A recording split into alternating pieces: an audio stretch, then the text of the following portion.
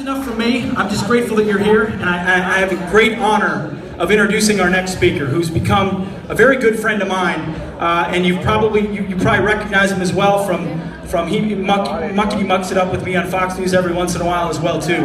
But Sean Parnell is an Army Ranger, served a 485-day tour in the mountains of Afghanistan, near the border of Pakistan. His platoon is, I believe, the most decorated platoon in the history of the Afghan War. Over 80% casualties, I believe 80 or 75% casualties and Purple Hearts. Sean was there every single day leading his men on the ground. He wrote a book called Outlaw Platoon, a New York Times best-selling book, Outlaw Platoon, a fantastic read about the realities of war and the human dynamic. No one understands it and knows it better than Sean. He's also a wonderful human being here with his wife tonight. He's on all 23 stops with us, and he's such an amazing addition to the tour. You'll love hearing from him. He's really been a leader for our organization and a friend of mine. Ladies and gentlemen, welcome Sean Parnell.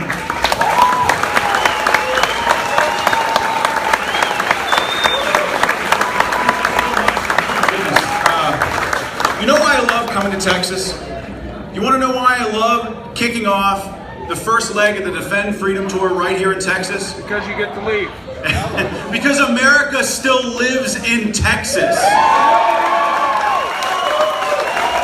love this place. I absolutely love this place. 14 years ago, I was just a college student. The limit of my responsibilities was writing papers, trying to get to class on time, and I think the most important responsibility of the day was trying to figure out what beer we were going to drink that night. I know you all know what I'm talking about. Until one day I woke up in a ramshackle apartment, surrounded by those beer cans, the beer of choice, sat up, had a terrible hangover, stumbled over to the TV set, turned it on, and it flickered to life, just in time to see a plane crash into the South Tower. Yeah, I remember staggering back and sitting on my couch, just transfixed to those images of raw horror as they engulfed our fellow Americans. I watched people tumble to their deaths and landing, impacting on the sidewalk on live television. I remember watching the survivors stumble out of that wreckage, covered from head to toe in gray soot. You know, the only thing that you could see was white, bloodshot eyes and the 1,000-yard stare. You all remember those images, right? It's as if they're seared into our consciousness as Americans. Never forget. I think what affected me the most that day was the first responders, the policemen, the firefighters, or the average American citizens who on September 11, 2001, ordinary citizens became extraordinary. Because when those fires were raging, they didn't run away. They ran into the flames. And that's who we are as Americans. I remember thinking to myself, as a missionless college student, you know, how can I sit here and do nothing when people are risking everything for people that they don't even know? And you know, in many cases, the people that ran into that fire that day never came out again. The two most important days of your life, the day that you're born and the day that you figure out why. And in that moment, I knew exactly why I was put on this earth. And I was faced with two paths. I could either continue down the path of a listless college student who didn't even know his major, his biggest concern was trying to figure out what beer he liked the most, or I could get in the fight. Because I'll tell you what, I wanted to be a part of America's collective response.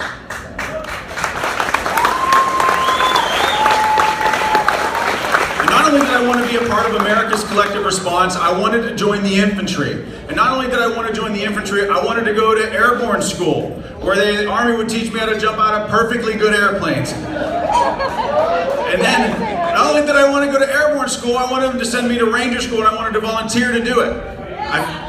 I failed the first time through, but I begged my commander and he let me stay, and I passed. And I got Ranger qualified. Lost 60 pounds, but I made it. Believe me when I tell you, after 9/11, I was 22 years old. I felt like I could win the entire war on my own shoulders. You know, I was so freaking naive that I brought a blow dryer and hair gel to basic training. Like that. Like, you want to think about like naive kids that thought they could win the war themselves. I was that kid. And I'll tell you that I got the chance to be a part of America's collective response. A year and a half later, graduated from college, commissioned as a brand new second lieutenant that didn't know anything, and I recognized that I knew nothing. And I went to my first unit and I relied heavily on my non-commissioned officers to teach, coach, and mentor me. And I gotta tell you, I was so blessed that they took a chance on me. They taught, coached, and mentored me every step of the way. They taught me what it meant to be a servant leader. To not just lead men, but serve them. Understand that they work for, they don't work for me, I work for them. And I took those men to Afghanistan. And eventually we became known as the Outlaw Platoon. Green skulls on our trucks, we became the Green Skull Platoon to the enemy. And on June 10th, 2006, what I consider my alive day, my men were on a hilltop in Afghanistan, right on the border of Pakistan, watching infill routes, watching the enemy come across Pakistan into Afghanistan. And I remember calling the fire mission that day. I had five trucks on the ground, 24 guys, and I had 2 hilltops directly across me. I was perched up on my hilltop as well. I remember calling for fire, feeling very satisfied with myself, watching the rounds impact on the target that I called the rounds on. I walked back to my truck and I remember just the entire world going black around me. And I woke up 20 feet from where I was initially standing. And I remember watching, as my eyes opened, I remember watching the treetops explode around me as airburst mortars impacted our position. I had one of my team leaders, Sergeant Tim Stalter, slapping me in the face saying, "Sir, you got blown up." I'm like, okay, good to know, good to know. I remember looking over to my platoon sergeant, Sergeant Greg Greason. I was a 24-year-old lieutenant. Sergeant Greg Greason had 23 years in the Army at that point. He was 42. This was my platoon sergeant, a guy that I relied on for everything in the world as a young second lieutenant. I looked at my platoon sergeant. He was laying in the prone behind a large tree that had been decimated by artillery, pointing to his back was bleeding, screaming, "I'm hit, I'm hit." Not a good situation for a young lieutenant to be in. I remember looking over to my right as I lay on the ground, and where the contact was heaviest, I remember seeing Phil Baldwin, a guy that dropped everything after 9/11, a great job on the railroad, making $80,000, dropped everything, auctioned off all his worldly possessions just so he could afford the move to Fort Drum, New York, of all places, where there are 2 seasons, July and winter. But he wanted to go there because he wanted to serve his country. Well, he had taken a bullet wound to the leg and he was bleeding to death. It was arterial bleeding. And I watched his blood spill onto that Afghan dirt. But he wasn't concerned about his leg injury because his team leader, Sergeant Bennett Garvin, had taken a .7.62 round to his right arm that had almost severed his arm. And he was desperately trying to get a tourniquet on his arm to stop the bleeding and save his life as he himself was bleeding to death. And just at that moment, I'm dazed. I don't know what's going on around me. I'm barely conscious. I see my medic run over there, slap a tourniquet on Phil Baldwin, stop the bleeding, do the same thing with Bennett Garvin, watch a mortar round land right next to the 3 of them. I watched Doc Pantoja, who, by the way, at the time was not an American citizen. He was from Mexico, but he came to this country because he believed in it. He believed in American exceptionalism. If you ask him that, that's what he'll tell you. And so what did he do when he came here? He joined the Army because he wanted to fight to defend it. And so Doc Pantoja jumped on Sergeant Bennett Garvin that day to shield him from that mortar blast. And I watched him sit up, and then I watched a bullet hit him right in the face and him drop right on the ground again. And I thought to myself, well, Bennett Garvin's dead. Or Bennett Garvin's dead, Baldwin's dead, Pantoja's dead. And then I looked tried to get an assessment of what was happening around us, tried to see what was going on with the enemy. And I looked at those two hilltops, and they had 3 machine guns on each of those hilltops that had us in a terrible crossfire. And they had emplaced those machine guns while keeping our heads down and pounded us with artillery. And I thought, they're fighting exactly like we fight as Americans. And what would I do? If I were them, I would attack. And the moment that I thought that, 2 40-man platoon-sized elements from those hilltops came running down the hilltop into the valley beneath us and just came screaming up towards our position. But they weren't running in a human wave attack. They were bounding. 5 men shooting, 5 men moving. 5 men shooting, 5 men moving. And they were coming to our position fast. Just as my non-commissioned officers were screaming to me that they were going black on ammunition, which means they were running out. I looked back over to Phil Baldwin, Bennett Garvin, and Doc Pantoja, and I saw Doc Pantoja stand up. And he stood up with the entire side of his face ruined. You know, Doc Pantoja is here, he's from Texas, right? You know that? God bless Texas. Yes, sir. And so Doc Pantoja stood up that day, and he grabbed Bennett Garvin, and he carried him to our casualty collection point away from the contact with a bullet wound to the face. And then he ran back. He and I grabbed Sergeant Phil Baldwin. I saw tragically Phil Baldwin trying to crawl his way back to us, but the contact was so heavy that he could only move a few feet. And I saw him, I looked at him, and we locked eyes just like this on the battlefield. And I saw him turn around on his back and lay down, his helmet roll off of his head. And I turned to Doc, I said, Doc, we cannot let this man die here today. And we ran out and we got Phil Baldwin. Well, we got blown up in the way, and I got knocked unconscious again. Doc Pantoja had taken a few more rounds, had rounds passed through his pant legs and assault pack, but Pantoja, with a bullet wound to the face, grabbed Phil Baldwin, 6'5", 250 pounds, and pulled him to safety by himself. And so, as the enemy rushed our position, we were blowing Claymore mines, and just as the fighting was almost hand to hand, I was about to give the order to fix bayonets. I realized that the Army didn't issue us bayonets anymore, and I was going to have to come up with a new plan.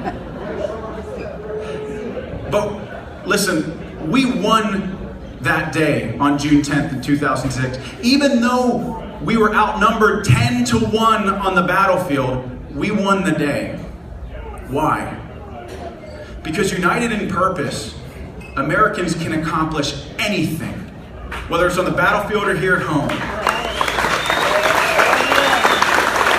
You know, in my platoon, there wasn't African Americans, Hispanic Americans, just Americans. And we fought for each other. Just Americans. The men and women who stormed the beaches of Normandy. Just Americans. The people, the country who gave 300,000 of their sons to defeat slavery. Just Americans. The people who went to the moon with less technology than you have in your pockets right now. Just Americans. I'm so damn proud to be an American. And that's what this movement is all about, ladies and gentlemen. You know, when I got home from the war, I got out of the military, I retired to do all this great stuff, talk to amazing people like you. And I gotta tell you, the war is the first thing I think about when I wake up in the morning, and the last thing that I think about before I go to sleep. It's always right here. There are a lot of sleepless nights, and during those sleepless nights, I go and look at my 2 children. My 3 children, good Lord, 2 children. My wife is probably having a heart attack. 3 children. You know, it's so funny, like, I was a commander in the military where everyone listened to everything I had to say, and now I have a beautiful wife and 3 kids, and no one listens to a damn thing I had to say. It's like, it is such an adjustment. But so my life gets distilled down when I'm looking at those babies in their bed as they sleep. My life gets distilled down to 2 basic truths. That if my men and I did not unite on that battlefield, I would have never met my wife, I would have never had my children, and I wouldn't be here with you today. Because united in purpose, under a common banner, fighting a common mission, Americans can accomplish anything. I mentioned that. But the other central truth that I realized in that moment, in those moments, is that if we don't take a stand right now, my children, and your children and grandchildren will not inherit an America as vibrant and wonderful, a land of opportunity that we ourselves knew. And we cannot stand idly by and let them become the first generation taught to demand, not to strive. It is a difficult time to be a veteran in this country. Veteran unemployment for newly discharged vets is almost 30%. We've been classified as security threats by the Department of Homeland Security.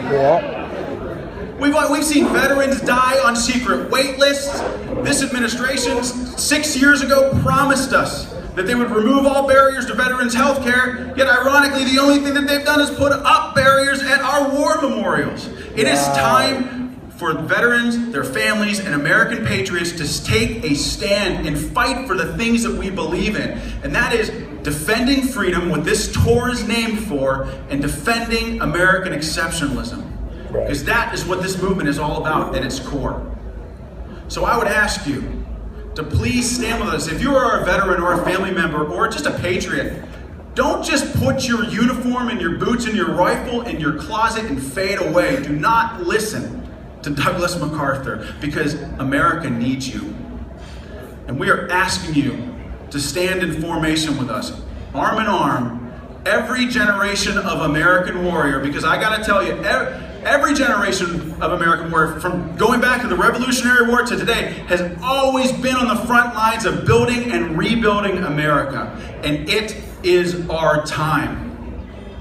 So I would ask you that you go back to the Action Center, talk to all of us. We will be here, but I'm asking you to stand in formation with me and stand in formation with Concerned Veterans for America, because I love this country and it's not too late. God bless you all, and God bless this great country.